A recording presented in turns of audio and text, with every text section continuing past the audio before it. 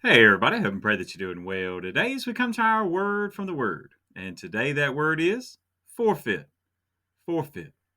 Now sometimes we need to wave that white flag and just give up. But there's context within that statement.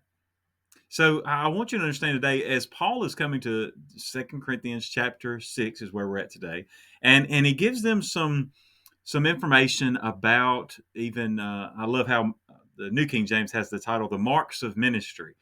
And he talks about even in their ministry, kind of giving proof of their apostleship and even more arguing for the fact of how sincere Paul and company were for these Corinthian Christians. And specifically, Paul, he's like, I want you to see how openly I've spoken to you, how much I have poured out my heart to you. And yes, I've told you some difficult things, but it's because I love you so much. It's because I care for you so much.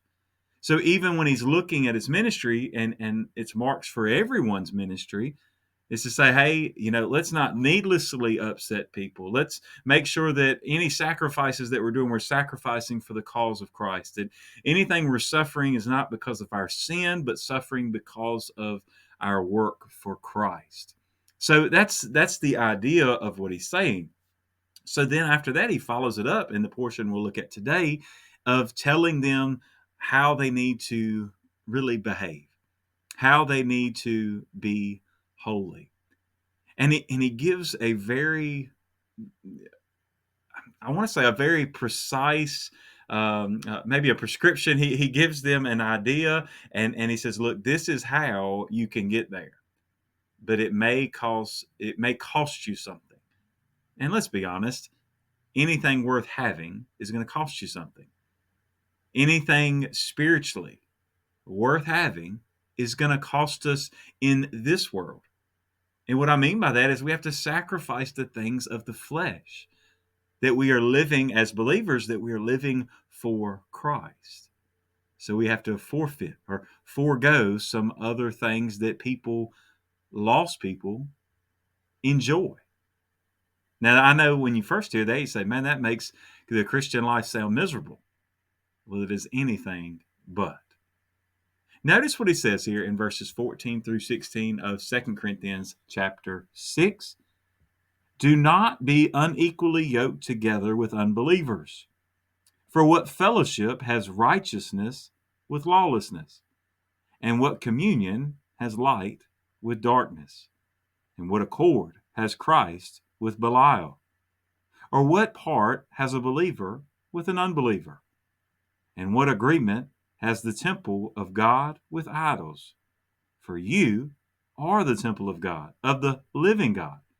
As God has said, I will dwell in them and walk among them. I will be their God, and they shall be my people. So here it is clear that one of the things that we have to forfeit as believers are our relationships. Now, I want you to listen. I'm not saying, and Paul was not saying, man, you just cut off every unbeliever. Because now let's go back right to our previous video, the previous passage, what we talked about, being ambassadors for Christ. Well, how in the world could we be ambassadors if we have cut ourselves off completely? It's going further than that. See, if you go back to Leviticus and you see the Levitical law, that, and as some of the different things that they say there, one of them was not to yoke an ox and a donkey together. I mean, that would make sense for anybody that's ever tried to control any two animals like that. So he's saying that's the whole idea of being unequally yoked. If you think they have two different things on their mind, they have two different drives, they have two different goals. They're going to plow and they're going to pull whatever load is behind them. They're going to pull it differently and at different speeds. And all this, their focus is different. So if you think about it, a non-believer, an unbeliever, his or her focus is on the flesh. But the believer, his or her focus is to be on Christ. So if you have one living for the flesh, one living for the spirit, first, we know we use this in marriage all the time, saying, look, that you should not be married. An unbeliever should not, a believer should not marry an unbeliever. right? That's why you should not be unequally yoked, because you are going to be going two different paths. He's talked about this in other passages. Now, even saying all that, beyond marriage, it is our best friends, our closest relationships, the ones that would cause us, and this is the key, those relationships that are so close that would cause you to sin because you're joined so closely with an unbeliever, those things should not be. He says, because you're going to have two different focuses. Now, you could look, and this is not a once, I want to be very careful how I say this, or how you interpret it. It's not a one size fits all. So let me say it this way. You think about it, if you have been saved, then you shouldn't be making necessarily those new, really close friendships. You shouldn't be confiding in spiritual things with an unbeliever.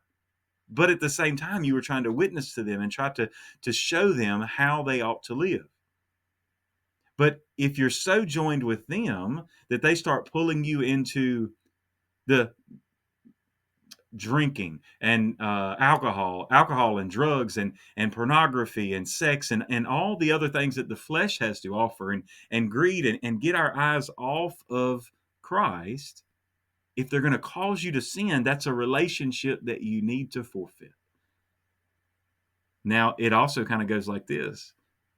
Think about if you were lost and you have a really close friendship, and then you become saved. There are friendships that sometimes cannot last because you have been changed.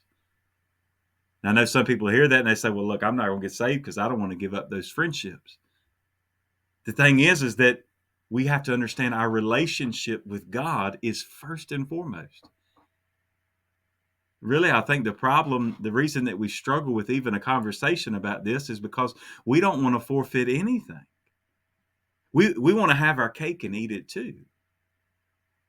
And that's what I think what Paul's audience there in Corinth, what the Corinthians were doing was they were still trying to get along with the idolaters. That's what he was talking about in previous letter and even through here. And as you see the verses after, they were still following into idolatry. No wonder he says, you are the temple of the living God.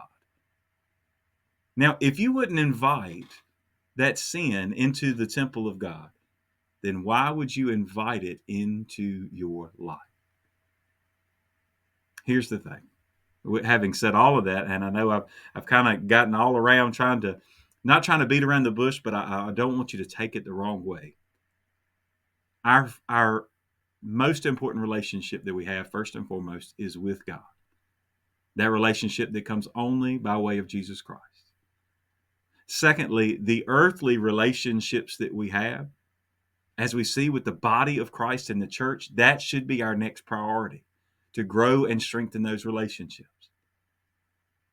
And then after that, then we work on those relationships with the lost, but they should never get in the way of our relationship with God. I think if you have to take anything from this, it would be that statement, that our relationship with others do not cause us to sin and get us out of our relationship with God. That's going to be that's going to be the true test of whether that friendship is worth having. That relationship is worth having, period. So today, maybe we need to ask God, what do I need to forfeit? God bless you. And I pray you have a great, great day.